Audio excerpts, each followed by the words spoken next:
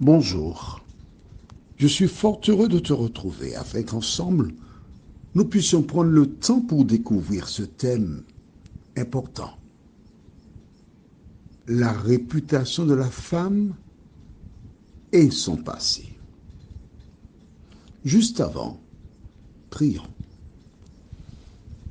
Notre Seigneur et notre Dieu, nous te remercions pour cette petite vidéo, une fois de plus, qui nous interpelle, qui nous rappelle nos devoirs.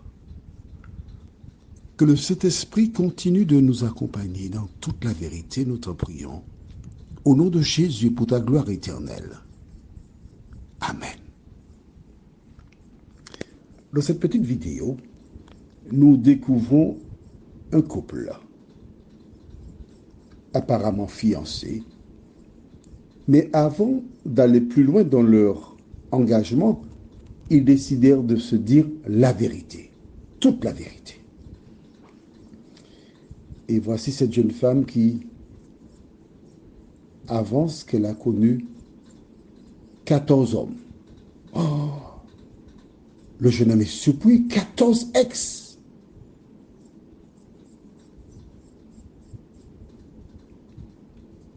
Il avance qu'il a fait de la sorcellerie pour avoir la fille. Et chacun avance toujours quelque chose d'odieux.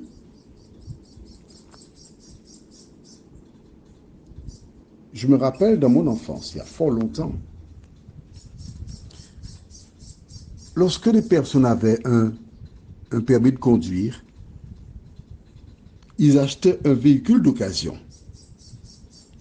On disait c'est pour faire la main, mais ils savaient qu'ils ne garderaient pas le véhicule. Et quand ils étaient des chauffeurs aguerris, tu entends, il y a un oiseau qui vient compléter le tableau. Et quand ils étaient aguerris, je disais, voilà donc ces personnes qui achetaient un véhicule neuf. Sur le plan sentimental, un grand nombre de jeunes hommes cherchent à faire leurs mains et en lieu et place d'avoir un véhicule, c'est une femme. Ils se documentent, ils s'instruisent, ils s'éduquent dans le domaine sexuel. Et quand ils avaient besoin d'épouser une femme, que faisaient-ils? C'est monnaie courante, hein? Ils allaient dans des églises protestantes. Parce que chez certains protestants, en ce temps-là, on trouvait des femmes vierges. J'ai une amie qui se trouve quelque part, avec qui j'échange car lorsque j'aborde certains sujets, elle me dit qu'on est beaucoup plus dur avec les femmes que les hommes. Les hommes, ils sont autorisés à faire ceci, cela, tandis que les femmes, on ne les pardonne pas. Et j'ai rappelé à cette amie qu'une femme n'est pas ordinaire. On a vu ce thème déjà. Beaucoup de femmes veulent imiter les hommes. Et aux Antilles, il y a un proverbe qui dit « imiter qu'à déteindre ». Quand tu imites, tu déteins. Tu n'es pas dans le ton. Une femme n'est pas un homme. Et une femme ne doit pas chercher à ressembler à un homme, surtout quand ils sont, les hommes, hors la loi. Non. Si tu dois imiter quelque chose, c'est quelque chose de bien. Comment agissent les hommes? Aussi longtemps qu'une fille n'a pas d'enfant, bon, ils vont tenter leur chance. Mais le jour où on voit que la jeune femme a un enfant, on utilise cette terminologie. Bon, si elle a un enfant, c'est parce qu'elle a tac. Donc, je vais chercher ma part aussi. Et tu deviens, ou ton enfant devient quoi? Tout simplement une salle de récréation. Où des gens viennent se récréer, prendre leur part, et ensuite la déposent gentiment. Elle devient exactement comme l'arrêt de bus. Tu sais, l'arrêt de bus, les bus viennent, ils s'arrêtent un petit moment et ils repartent. au fur et à mesure. Est-ce la vie que tu souhaites pour ton enfant? La société, par le biais de l'éducation qui est faite maintenant dans l'école primaire, éveille les sens et la sexualité chez les tout-petits. Je te pose une question. Avec une telle éducation, quand ces enfants qui partent depuis le primaire, 5, 6, 7 ans, quand ils arriveront vers 12, 13 ans, combien de partenaires auront-ils déjà connus? Comment pourront-ils appliquer ce qui s'appelle la fidélité? Ce ne sera pas possible. Il te revient, toi, maman, papa, de faire l'éducation de tes enfants. Car quel homme, il existe probablement, mais à travers la vidéo, une femme me dit, j'ai connu 14 ex, je suis célibataire. Je dis, ah, c'est bien. C'est bien, c'est ta vie. Hein? Mais tu penses, je vais épouser une femme comme ça? Mais pas du tout. Pas du tout. Parce que je ne saurais pas, quand je parcourrai le jardin, si dans sa tête, elle ne va pas me comparer au premier, au troisième, au septième et donner le verdict par rapport à X, Y, Z. On est où là? Que dit la parole? Allons au livre de 1 Pierre, chapitre 3, versets 1 à 5.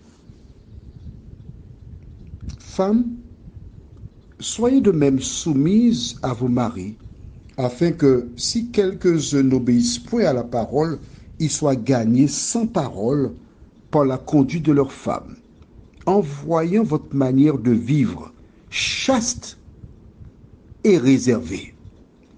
Ayez non cette parure extérieure qui consiste dans les cheveux tressés, les ornements d'or ou les habits qu'on revêt, mais la parure intérieure est cachée dans le cœur, la pureté incorruptible d'un esprit doux et paisible, qui est d'un grand prix devant Dieu.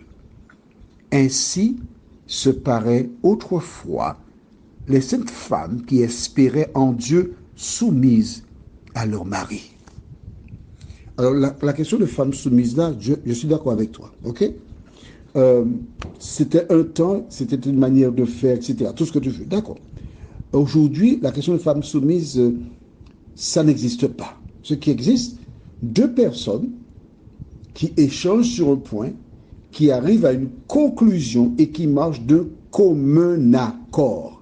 Il n'y a pas un qui impose sa loi, mais les deux marchent de même pas. On est d'accord?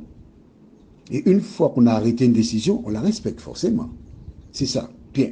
Ensuite, votre manière de vivre chaste et réservée, pas devant, être à ta place, être chaste, avoir une parure intérieure, c'est pas mettre tous les glinglins que tu mets sur toi, non.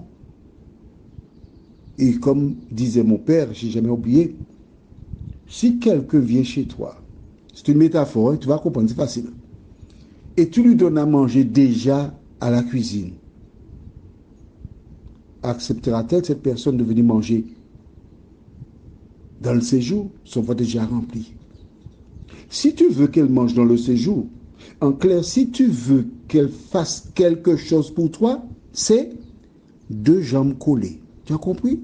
Voilà. On a l'impression que lorsque on ouvre la boutique, on garde quelqu'un, c'est pas vrai. Au contraire, la personne va se satisfaire. Mais lorsqu'elle aura besoin de quelqu'un, oh, c'est celle qui aura tenu tête, qui ne se sera pas donnée. C'est cette personne-là qu'il cherchera. Lisons maintenant dans toujours la parole de Matthieu 5, verset 13. Jésus s'adressait à ses disciples et ça s'adresse à toi aussi aujourd'hui. Vous êtes le sel de la terre. Mais si le sel perd sa saveur, avec quoi la lui rendra-t-on? Il ne sert plus qu'à être jeté dehors et foulé aux pieds par les hommes. Tu es le sel de la terre. C'est toi qui apportes le goût dans une relation. C'est toi qui apportes le bonheur dans une relation.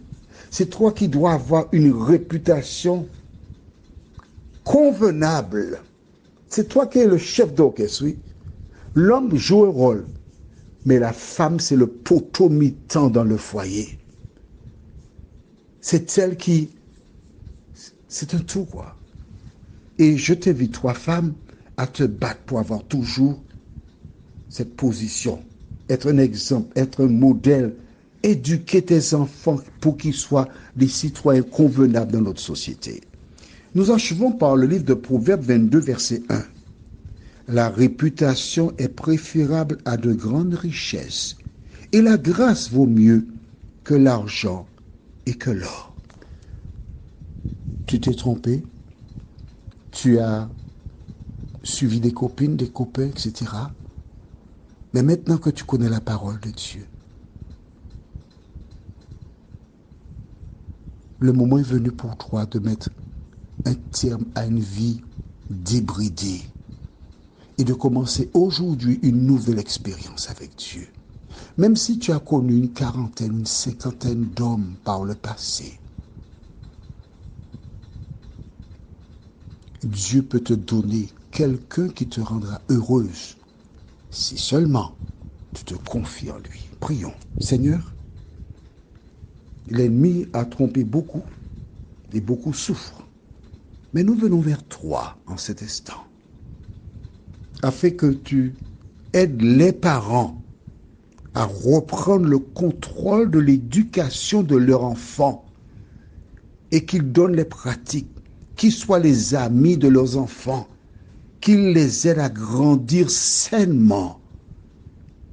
Car c'est seulement en mettant en pratique ta parole que nous connaîtrons le bonheur. Fais-nous du bien, Seigneur, au nom de Jésus. Amen. Je te souhaite une bonne journée sous le regard de Dieu.